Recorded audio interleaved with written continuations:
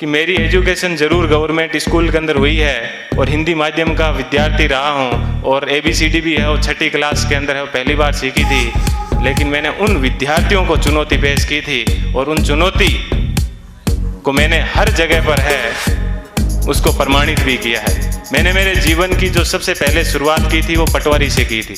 सबसे पहले मैं है वो पटवारी लगा था, उसके बाद में है वो ग्राम सेवक लगा था, उसके बाद में 3rd ग्रेड टीचर था, उसके बाद में 2nd ग्रेड टीचर था, फिर असिस्टेंट जेलर में RPSC टॉप की थी, फिर है वो स्कूल लेक्चरर था, फिर इसी स्कूल के अंदर जिस स्कूल के अंदर आज मैं आपसे मुखातिब हो रहा हूँ, इसी स्कूल के अंदर मैंने एक एग्ज़ाम दिया था असिस्टेंट कमांडेंट का, उसमें भी मैं है वो सिलेक्ट हुआ था।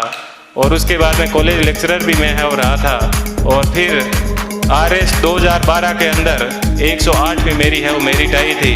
तो उसके मैं वर्तमान में है राजस्थान तहसीलदार सेवा के अंदर हूँ और वहाँ पर भी मैं एक आपको बात बताऊँगा। देखिए ईश्वर अपने से क्या चाहता है, कब चाहता है कि अपने को जीवन में कभी भी उदास नहीं होना चाहिए। RS के अंदर मेरी 108वीं मेरिट थी और उसके अंदर मेरे को DSP मिल रहा था, लेकिन दुर्भाग्य ऐसा रहा कि मैं है फर्स्ट वेटिंग में रह गया। थोड़ा सा मुझे दुख हुआ कि यार अपन फर्स्ट वेटिंग में रह गए और उसके जस्ट 1 महीने के बाद में है वो IAS का एग्ज़ाम था दिसंबर के अंदर।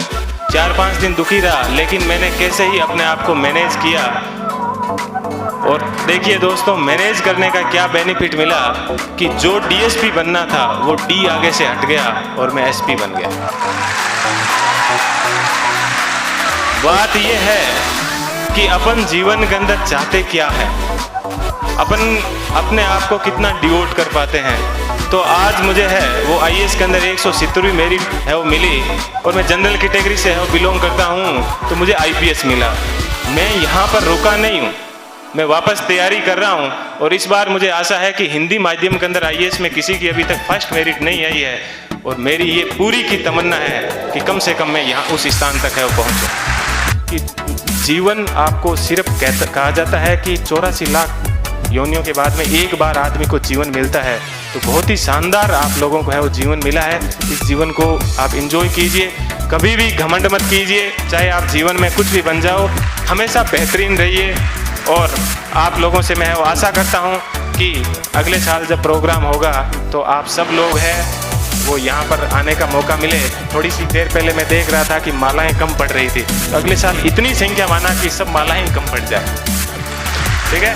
इतनी संख्या में यहाँ पर आना और तब इनको है वो रियल खुशी होगी। इस कोचिंग संस्थान को पुनः मैं एक बार है इस कोचिंग संस्थान को बहुत बहुत धन्यवाद देता हूँ। हमेशा दिमाग में एक बात ध्यान रखिएगा कि मुझे किसी मैगजीन के कवर पेज पे आना है। मुझे भी जीवन में उसी दिन खुशी हुई कि इस बार जब PD के ऊपर सब जगह पर मुझे कवर पेज के ऊपर है वो जगह मिली।